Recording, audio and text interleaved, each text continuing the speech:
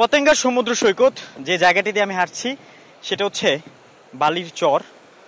আর আমার পায়ের ঠিক চারপাশে দেখতে পাচ্ছেন প্রচুর পরিমাণে প্লাস্টিক।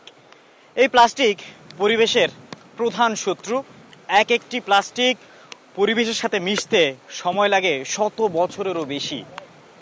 এমনই পরিবেশ ধ্বংসকারী প্লাস্টিক সাগর এখন ফিরিয়ে দিয়েছে। এই যে ঘূর্ণিঝড় রিমাল, তার কারণে সাগর যে উত্তাল হয়েছে, সেই উত্তালের সময় সাগরে বড় বড় ঢেউ যখন তীরে আশ্রয় পড়েছে, সেই সময় এই পলিথিনগুলোই তীরে বেঁধে আছে। এগুলো দেখে বোঝা যাচ্ছে, এক একটি জিনিস যদি ধরে দেখেই বোঝাই, এটি পাশে যে খাবারের দোকানগুলো রয়েছে এগুলোতে করে ওয়ান টাইম যে প্লাস্টিকের প্লেট বলা হয়, এগুলোতে করে পেঁয়াজু, কাঁকড়া এগুলো দেয়া হতো পর্যটকদের। সেগুলো হয়তো পর্যটকরা ওখানেই রেখে চলে আসতো, কিন্তু দোকানদাররা সেগুলো একসাথে করে সাগরের বুকে নিক্ষেপ করত। আজ বলে সাগর তার প্রকৃতির যে একটি বিচার, সেই বিচারটাই হচ্ছে বলা যায়, কারণ সাগর সে বিচার করেছে। তার বুকে ফেলা যে প্লাস্টিকগুলো রয়েছে, সেই প্লাস্টিকগুলো সে আবার মানুষের কাছে ফিরিয়ে দিয়েছে, তীরে এনে দিয়ে গেছে। এগুলো আসলে সাধারণ মানুষ এখানে অনেকেই আছেন, তাদের সাথে একটু আমরা কথা বলি। এই বিষয়ে তাদের অনুভূতি কি, কেমন পরিবেশ চান তারা, আর কেন এই ধরনের প্লাস্টিকের সৃষ্টি হচ্ছে, সেগুলোই আমরা একটু জানবো। এই জঞ্জাল মুক্ত হতেই বা কি করা যায়। আপনারা আসলে কি এই যে প্লাস্টিকগুলো নিয়ে আসলে আপনাদের বলার কি আছে, যে পুরো সমুদ্র পাশ জুড়ে যেখানে পর্যটকরা একটু শান্তিতে ঘোরাফেরা করবে, হাঁটাচলা করবে, সেই জায়গায় এখন প্লাস্টিকে ভরে গেছে, কেন হচ্ছে? আসলে এই প্লাস্টিকগুলো, প্লাস্টিক ওয়ান টাইম প্লেট, আমাদের পাশে যে দোকান, এই দোকানগুলো থেকে কিন্তু আসলে এটার উৎপত্তি। আমরা যারা পর্যটক এখানে আসি, তো আমরা ফ্যামিলি নিয়ে বা বন্ধু বান্ধব নিয়ে আমরা এখানে আসি, আমরা আড্ডা দিই, আমরা দেখা যাচ্ছে এখানে পেঁয়াজু খাচ্ছি বা কাঁকড়া খাচ্ছি। তো এই প্লেট, ওয়ান টাইম প্লেটগুলো বা বোতলগুলো কিন্তু তাদের কোনো নির্দিষ্ট জায়গা, ডাস্টবিন নেই যে তারা আমরা খাওয়ার পর ওই পরিত্যক্ত প্লেটগুলো তারা যে একটা নির্দিষ্ট স্থানে ফেলবে বা সেখান থেকে অপসারণ করে আরেক জায়গায় নিয়ে যাওয়া হবে, এই ধরনের মনে হয় কোনো ব্যবস্থা নেই। এটা দেখলেই বোঝা যাচ্ছে। এটা আসলে পরিবেশের জন্য কতটা ক্ষতিকারক আপনার মনে হয়? আপনারা আসলে কি বলবেন এই বিষয়টা নিয়ে?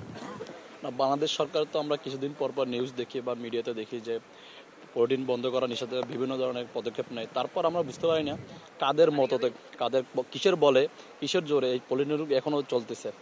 এই পলিথিনের জন্য আমরা সব জায়গায় দেখেন, ময়লা রাস্তাঘাট বলেন, যেখানে বলেন, বিশেষ করে সব কিছু ময়লার বেশি দেখি আমরা পলিগুলো দেখি। পলিগুলো যদি একটা আইনের আনা যায়, একটা সিস্টেম আনা যায়, আশা করি আমাদের এই রকম অবস্থা হবে না। আমরা এখানে আরো কয়েকজন পর্যটক দেখছি। আপনাদের কাছে জানতে চাই, এই যে ঘূর্ণিঝড় রেমালের সময়, অর্থাৎ আমরা দেখছি যে প্রচুর পরিমাণে ঢেউ আশ্রয় পড়েছে অনেক বড় বড়, এবং অনেকগুলো পলিথিন চারদিকে ছড়িয়ে ছিটিয়ে আছে।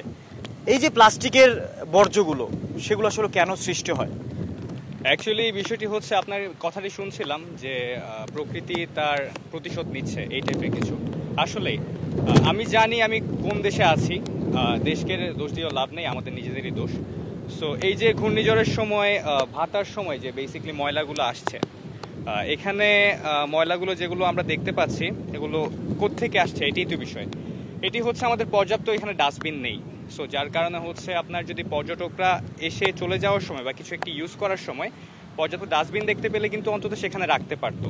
বাট দ্য থিং ইজ, সেটির পাশাপাশি আরেকটি যে বিষয়টা আমি বলবো সেটি হচ্ছে, ঠিকই এখানে দোকানে স্থানীয় যে দোকানদারগুলো আছে, কিছু কিছু জায়গা থেকে শুনলাম যে তারা রাতের অন্ধকারে জিনিসগুলো নিয়ে এখানে আবার থ্রো করে। সো এটি আরেকটি বিষয় হতে পারে। আরেকটি যে বিষয়, আমি আমার যদি ভুল না হয়, আমাদের শহরেও পর্যাপ্ত পরিমাণ কিন্তু পরিচ্ছন্নতা কর্মী আছে। সো তারা কিন্তু চাইলে প্রতি উইকলি একটি করে ক্যাম্পেইন করতে পারে, অ্যাটলিস্ট ময়লাগুলো পরিষ্কার করার ক্ষেত্রে। সো আমি আপনার কথায় একদমই একমত যে প্রকৃতিকে আমরা যা দিয়েছি, প্রকৃতি আমাদেরকে তা ব্যাক করেছে, এর চাইতে বেশি কিছু নয়। আপনারা আসলে কেমন সমুদ্র সৈকত দেখতে চান, আর এই যে এমন বর্জ্যে ভরপুর, প্লাস্টিক বর্জ্যে ভরপুর সমুদ্র সৈকত, সেটা নিয়ে আসলে কি বলার আছে? আসসালামু আলাইকুম। অবশ্যই এই জিনিসটা দেখতে অনেক দৃষ্টিকটু লাগছে। আমরা অবশ্যই পরিচ্ছন্ন, নিট অ্যান্ড ক্লিন একটা সি বিচ চাচ্ছি। আমি একটা জিনিস অ্যাডিশন করতে চাচ্ছি ভাইয়ের সাথে। আমরা কিন্তু চাইলে এই যে প্লাস্টিকের অল্টারনেট, বিভিন্ন জুটের যে বিষয়গুলো, সেগুলো কিন্তু আমরা চাইলে অ্যাড করতে পারি। আমি আশা করব যে গভর্নমেন্ট যারা আছে, যারা হচ্ছে প্রপার যারা স্টেপ নিয়ে আশা করছি এগুলো অল্টারনেট খুব দ্রুত সময়ের মধ্যে যদি আমরা ইউজ করতে পারি, আশা করছি খুব শীঘ্র সময়ের মধ্যে আমাদের এই জিনিসগুলো পরিবর্তন হবে, আশা করছি সেটাই।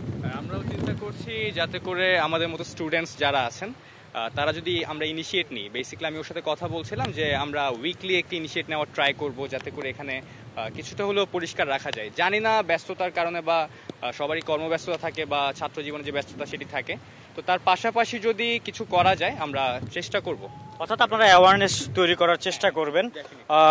সব কিছু মিলিয়ে প্রকৃতির বিচার যে কথাটি আমি বলেছিলাম, করোনার সময় হয়তো সেটা লক্ষ্য করা গেছে। কক্সবাজার সমুদ্র সৈকতে যখন মানুষের আনাগোনা একেবারে বন্ধ ছিল, সে সময় আমরা দেখেছিলাম যে সাগর পাড় জুড়ে কাঁকড়া, লাল লাল কাঁকড়াগুলো দৌড়াদৌড়ি করছে।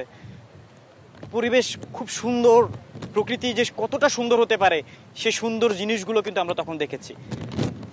এখন এই ঘূর্ণিঝড় রিমাল আমাদের আবারও দেখালো যে তার বুকে, অর্থাৎ বঙ্গোপসাগরের বুকে যে ধরনের প্লাস্টিকের বর্জ্য ফেলা হয়েছিল সেগুলো সে আবার আমাদের তীরে এনে দিয়ে গেছে, আমাদের চোখে আঙুল দিয়ে দেখিয়ে গেছে যে সাগর কিভাবে পরিষ্কার পরিচ্ছন্ন রাখতে হবে এবং এই প্লাস্টিক বর্জ্য অচিরেই বন্ধ করতে হবে, প্লাস্টিকের ব্যবহার বন্ধ করতে হবে। এই বিষয়ে যেন সরকার প্রয়োজনীয় পদক্ষেপ গ্রহণ করে। আল আমিন শিকদার, যমুনা নিউজ, পতেঙ্গা সমুদ্র সৈকত, চট্টগ্রাম।